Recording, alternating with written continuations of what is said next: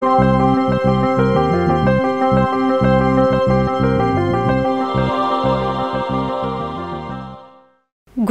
бейшемби кезекте юристтен кеңеш берүүсү түз эфирде өз ишин баштайт. Саламатсыздарбы? Урматтуу телекөрүүчүлөр, берүүнүн алдынан сиздерге эскерте кетейин. Ар жуманын бейшемби күнү ушул саатта сиздерден келген актуалдуу юридикалык суроолорго жооп алып берүү үчүн студиябызга юрист адвокаттарды чакырып сиздерге көрсөтүп жатабыз. Экранда көрүп жаткан WhatsApp номерге өзүңүздүн сурооңузду берип, бизден жооп алсаңыз болот. Бүгүнкү студиянын коногу адвокат Алтынбек Сатаров. Бизге кош келипсиз. Саламатсызбы? Биздин өткөнкү берүүлөрүбүздө көрүүчүлөр тарабынан келген суроолордон баштасак, анда маегибизди. Саламатсызбы? Чет өлкөдө жүргөн алимент төлөөчүнү кантип жоопко тартса болот дейт.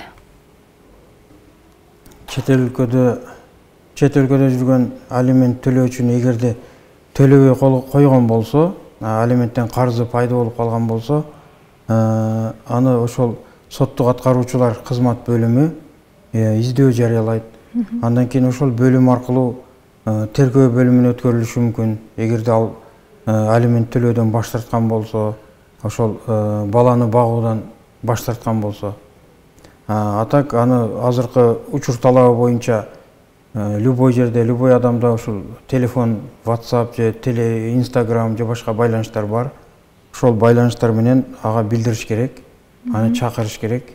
Ошол төлөбөй жаткан алименттин карыздары боюнча тийиштүү түрдө ал билдирилиш керек. Билгенден кийин мен ойлойм, ал баласы болгондон кийин төлөйт. Биздин көрөрмандар тарабынан көбүнчөсүн ушул алимент, пособие, документ алуу боюнча суроолор көп келип түшүптүр. Алардын башынан баштасам, жер боюнча да мындай суроо келген экен. Үлүш жерди чогуу иштетип жүргөнбүз дейт. Анан бөлүп өз алдымча иштетип кетсем болобу дейт. Үлүш жерди чогуу иштетип жүргөн болсо, аны бөлүп өз алдынча иштетсе болот. Анткени үлүш ал бир эле адамга берилген эмес да, ошол үй бүлө мүчөлөрүнө баарына бирдей берилген. Ошол үй бүлө мүчөлөрүнүн кайсы бир мүчөсү мен өзүнчө иштетем десе, анын толук укугу иштете берет. Кийинки суроо, пособие боюнча кененирээк билгим келет дейт. Анткени жаңы төрөп үйдөмүн. Күйөөм иштейт, бирок айлыгы аз. Алсак болобу дейт. Айлык аз болсо, ал пособие боюнча мына Баткен райондук калкты социалдык колдоо бөлүмү бар, пособие чегерет алар. Алар изилдөө жүргүзөт. Азыркы учурда дагы ушу положениялар чыккан окшойт, ушу бир жуманын бери белгилүү болуп атат бизге. Ушул чет өлкөгө чыгып кеткен болсо, эгерде шаарга, Бишкек, Ош шаарларына кеткен болсо дагы ушул пособие жаш чет элек балдарга ушу пособие чегерилбей калат дегенде деп суроолор пайда болуп атат да. Бирок ал кирешеси аз болсо, пособие алууга толук укуктуу. Кирешесинин өлчөмүн сиздер айта аласыздарбы же алар? Жок, кирешесинин өлчөмүн ошол изилдөөчү соц адистер өздөрү аныкташат. Анан көрүүчүлөргө түшүнүктүү болсун үчүн ушул жалпылап дагы айтып кетсеңиз, пособияны негизи кандай адамдар алса болот? Мындай бизде эми маалымат деле аз да калк арасында. Пособияны аз камсыз болгон үй бүлөлөр алат. Ал баарыбызга эле белгилүү. Аз камсыз болгон үй бүлөлөр алат. Ошонун ичинде дагы ошол изилдөө жүргүзөт ушул соц кызматкерлер айыл өкмөттөрдө, айылдарда. Андан сырткары ушул Баткен райондук же шаардык ушул элди калкты социалдык камсыздоо бөлүмдөрү. Ошолор аныктайт анын өлчөмдөрүн. Биз так мынанча деп аны айтыш кыйын. Кийинки суроо, алимент боюнча дагы алимент боюнча келиптир. Алиментти ала албай жүрөм, кай жака кайрыларымды дагы билбейм дейт. Алимент ала албай жүргөн болсо, мурда алиментке кайрылып, андан кийин ала албай жүргөн болсо, аны соттук аткаруучулар кызмат бөлүмүнө кайрылат. Ал эми сотко мурда кайрылбаган болсо, ал сотко арыз менен кайрылат. Ошол жашы жетпеген балдары балдарына ошол алимент төлөөчүдөн алимент талап кылуу боюнча. Анда да ушу белгилей кетиш керек, эгерде алардын ортосунда ага чейин алимент төлөп туруу жөнүндө макулдашуу же келишим жок болсо. Келишим жок болсо, бул байкашымча арызында жаза элек, бирок мындай таарынышып жүрүп эмне кыларын билбей жазгандай да. Телевизор анда ал бизге кайрылса болот, бизге Баткенге адвокатурага келип кайрылса болот. Андан сырткары юстиция башкармалыгына келип кайрылса болот. Кыргыз Республикасынын юстиция министрлигине караштуу ошонун алдындагы калкты ушул юридикалык жактан камсыздоо бөлүм ачылган бизде иштеп атат азыркы учурда. Ошо координациялоо борбору бар, ал жерде координатор бар. Ага кайрылса болот. Эгерде ошол адвокаттын акысын төлөй албай турган үй бүлөлөр, жарандар болуп калса. Акысыз жардамды колдоно алышат, акысыз жардам укугун алышат. Кийинки суроо мындай келиптир. Телевизордон айтышты дейт. Эми паспорт алуу үчүн эч кандай документтер талап кылынбайт деп. Ушул туурабы дейт. Жок, ал мен ойлойм, ал туура эмес. Паспорт алуу үчүн документ жана биометрикалык неме тапшырганбыз го, ошондон барсак. Жок, паспорт алыш үчүн биринчи базада катталуу болуш керек, катталыш керек. Каттала элек болгон болсо катталыш керек. Андан кийин ал паспорт алууга укуктуу. Паспортун алат. Бирок паспортту алууда анын перечень документтери бар да, аны толтуруш керек да. Бул паспорт столго барып кайрылыш керек бул жаран. Паспорт бөлүмүнө, райондук паспорт бөлүмүнө, ошо кайсы жерде жашаса, ошол өзүнүн районундагы паспорт бөлүмүнө барып кайрылса, ошол жерден так түшүндүрмө ала алат да. Дагы ушул паспорт жөнүндө дагы суроо келиптир. Фамилиясын, аты жөнүн өзгөрткөндө дейт.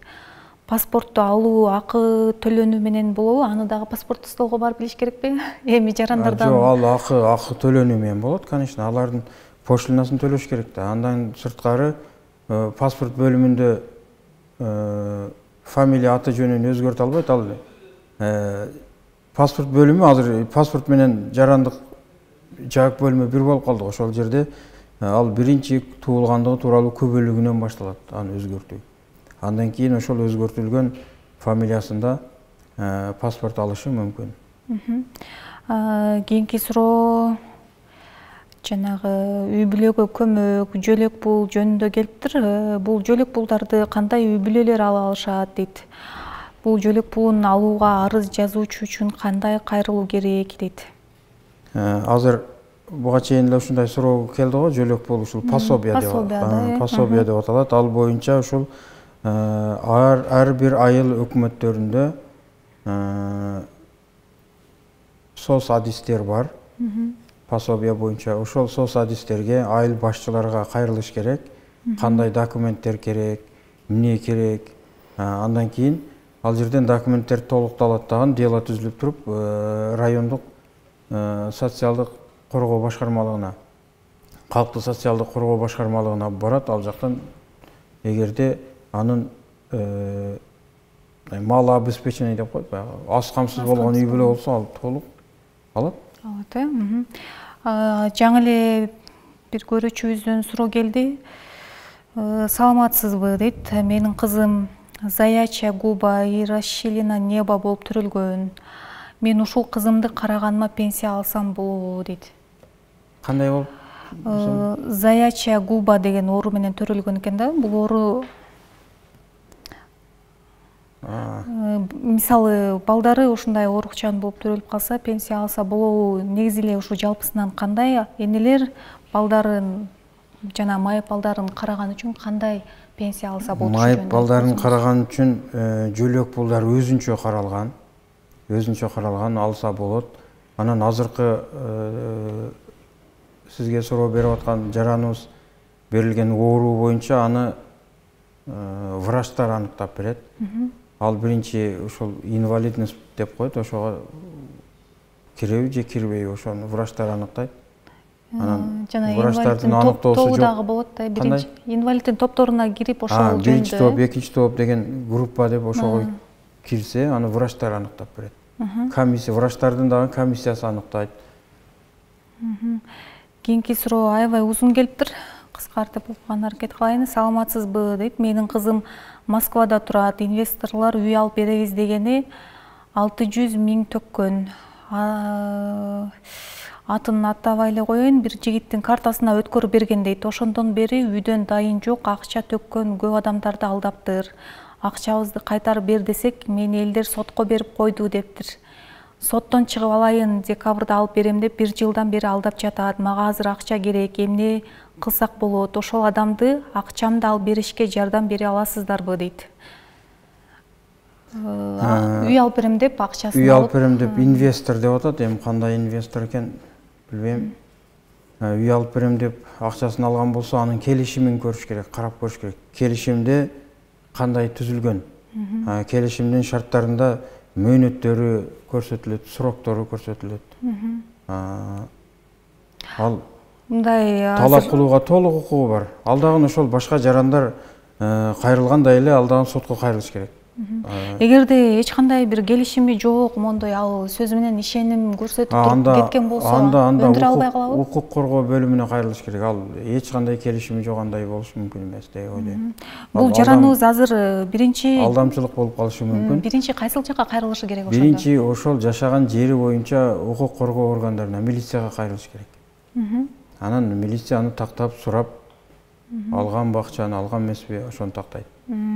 Мындай келишимдерге, урматтуу телекөрүүчүлөр, сиздер документтүү, мыйзамдуу түрдө иш баштасаңыздар жакшы болот. Анткени азыркы күндө алдап кеткен адамдар дагы аз эмес. Кийинки суроого өтсөк, анда ушул алимент маселеси боюнча дагы суроолор келип түшүп атат. Алимент өзү түрлөрү болобу, бөлүнөбү? Ушул жөнүндө айтып берсеңиз элдерге маалымат катары. Алимент жашы жете элек балдар үчүн ошол жубайлар ажырашып кеткен учурда жашы жетпеген балдар үчүн алимент өндүрүлөт. Эгерде ошол тараптардын ортосунда макулдашуу жок болсо, сот тарабынан өндүрүлүшү мүмкүн. Эгерде ошол алимент өндүрүп алуучу сотко кайрылса. Сотко кайрылбай деле макулдашуу түзсө болот. Кээ бирлери ушул макулдашууга келе албай, андан кийин айласы кеткенде сотко кайрылышат. Ал алимент. Андан кийин ата энеси ушул ал күчтөн тайган учурда, карыган учурда, мындайча айтканда, балдарынан алимент алууга өзү муктаж болуп калган учурда, балдарынан алимент алууга укуктуу. Алименттин түрлөрү дегенде ушундай. Андан сырткары бала төрөлгөндөн кийин үй бүлө кодексинин 94-95 статьяларында каралган кошумча каражат деп көрсөтүлгөн ал жерде.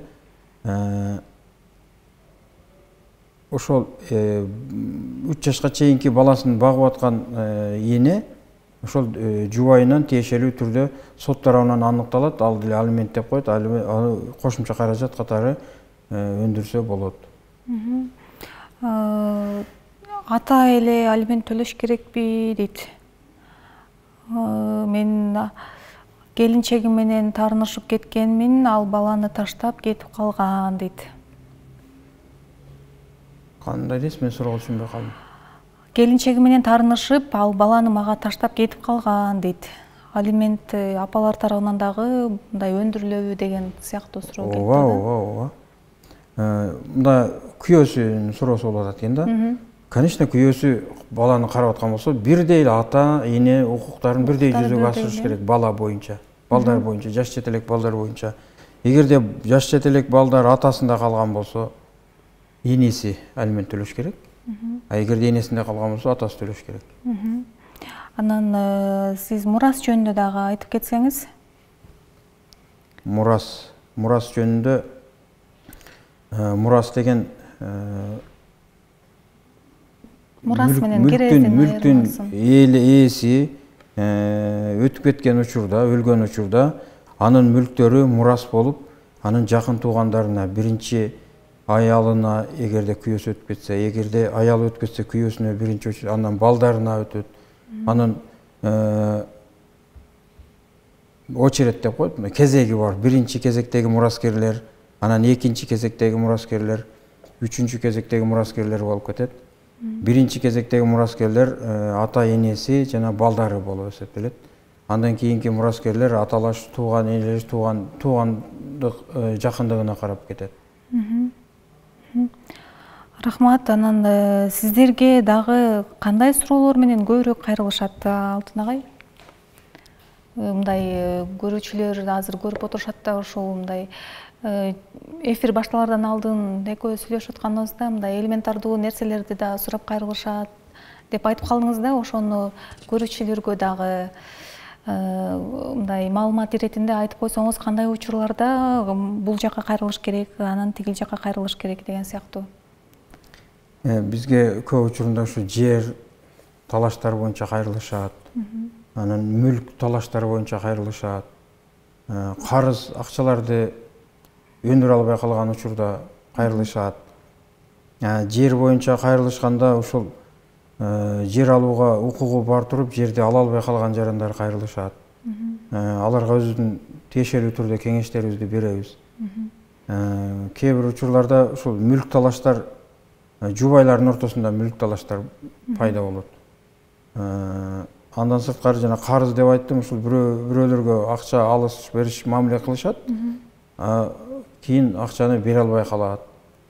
Анан акчаны талап кылып, өзүнөн талап кылат. Талап кылып такыр акчасын ала албай калган учурда бизге кайрылышат. Биз арыз жазып беребиз сотко. Ошонун карызын өндүрүү боюнча мажбурлоо иретинде. Эми мүлктөрдүн талаштары боюнча ушул тиешелүүлүгү боюнча кайсы канчалык деңгээлде кимисине канчалык тиешелүү. Ал боюнча аны аныктаганга аракет кылабыз. Бирок бардык ушул жарандардын иштерин негизинен түшүндүрүү иштерин жүргүзөбүз. Такыр эле чечилбей калгандары сотко өтөт. Анан соттон чечилет. Андан кийин сотто ошол үйдүн документтери боюнча, база боюнча азыр көп кездешип атат. Үйдүн документтеринде токтомдорунда аты жөндөрү туура эмес болуп калат. Аны айыл өкмөттөрүндө ошол токтомдорунда туура эмес аты жөндөрүн оңдоп беришет. Оңдоп кайра жазып, токтом чыгарып берет. Ал токтомду ошол госреестрден каттатып, күбөлүктөрүн алышат.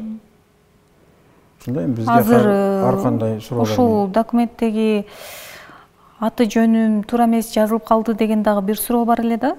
Ошондо ар бир адам ошол айыл өкмөтүнө эле кайрылып, токтомду алып, анан кийин паспорттоого же мамлекеттик калктык тейлөө борборуна барыш керек да. Немеге? Кадастр мамлекеттик мекемеси бар, ошонун филиалдары бар ар бир райондо. Ошол кадастр мамлекеттик филиалына барып, ошол токтомдорун каттатыш керек. Эгерде ал мурда туура эмес болуп чыгып калган, ката болуп калган документтерди туураласа болот. Документтер бул түрк эле ушул жердин документтери эмес, ар кандай документтер болот. Кээ бирлер күбөлүктөрүндө туура эмес, аты жөнү туура эмес. Кээ бирлеринин паспортто даже ушул тамгалары калып кетет, алмашып калат. Ошол тийиштүүлүгү боюнча кайсыл жерден берилген болсо, ошол жерге барып арыз жазыш керек. Арыз жазган учурда ошол кайсы айыл өкмөт болобу же башка ишкана учреждениялар болсо, эгерде отказ берсе, анда сотко кайрылат. Негизи отказ бербесе, ошол жерден документтерин тууралап, жарандар өздөрүнүн укуктарын талашып. Дагы мындай суроодо азыр бой жетип, чоңоюп, иштеп эле калган адамдардын кээ бир учурда ошол кичинесинде документинде туулган күнү же аты ошол сиз айтып кетип аткандай бир тамгасы калып калган учурларда ал диплом алды, аттестат алды, учурда иштеп атат, андан кийин ошончо документтерди алгандан кийин дагы өзгөртсө болобу? Болот. Ал ошол дипломдорун дагы өзгөртүп чыгыш керек болобу? Документтердин таандуулугун аныктатса болот арыз менен сотко кайрылып. Документ ошол туура эмес жазылып калган болсо, ошол туура эмес жазылып калган документ ошол паспортундагы көрсөтүлгөндөй ошол жаранга таандык экендигин аныктаса болот. Аны өзгөртүш үчүн аны кыйын деп ойлойм мен. Барыш керек, издеш керек, табыш керек, өзгөртүш керек. Таандуулугун аныктап койсо, ал таандуулугун сот тарабынан аныктатса болду, ал таандык экендиги анык болгондон кийин ушул документ болуп эсептелинет. Алган дипломдорун өзгөртпөй деле ошол ооба, таандык дипломдорун барып өзгөртүп келбей эле ошо диплом бул дипломдо туура эмес жазылып калган, мурда анын фамилиясы башка болгон, өзгөртүлүп калган, кийин алып жаңы паспорт алды туура фамилия аты жөнү боюнча. Бул диплом бул жаранга таандык экендигин жөн деле документ алып алса болот. Документ алып алса боло берет. Баарын алмаштырып отурбай. Баарын алмаштырып отурбай. Дагы бир көрүүчүбүздөн мындай суроо келиптир. Саламатсыздарбы? Алиментке кайрылганбыз, бирок 1 сомун да берген эмес. Кантип алсак болот? 4 балам бар. Үйүбүз жок, квартирада турабыз дейт.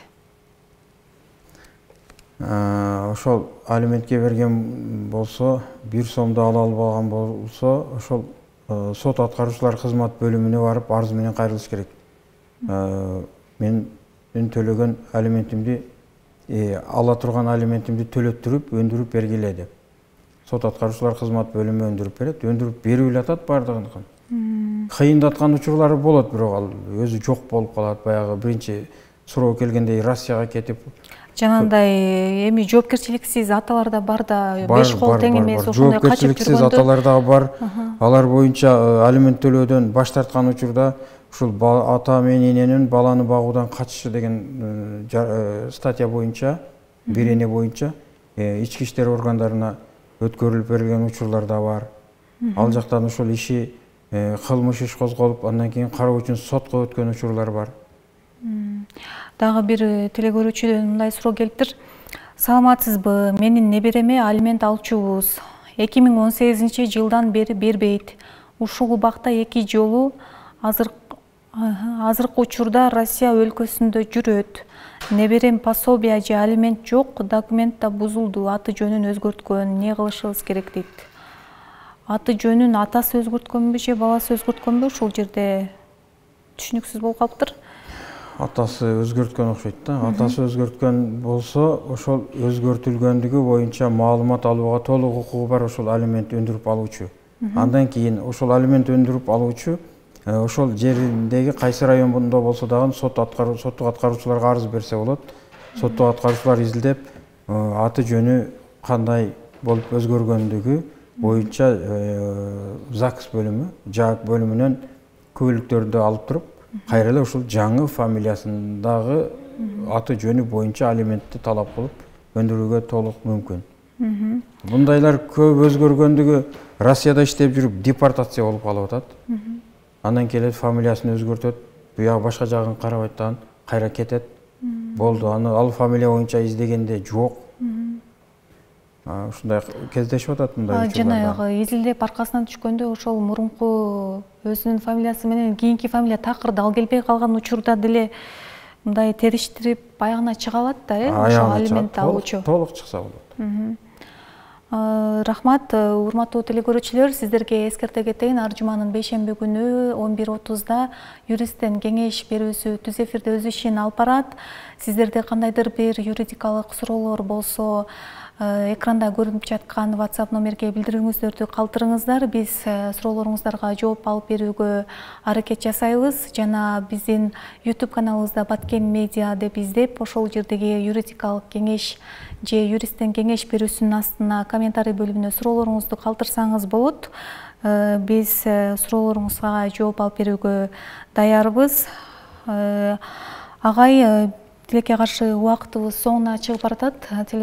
Телекөрүүчүлөрдөн келген суроолорго жооп алыштыго деген үмүттөбүз. Анан берүүнүн соңунда сизге эркин микрофон берсек.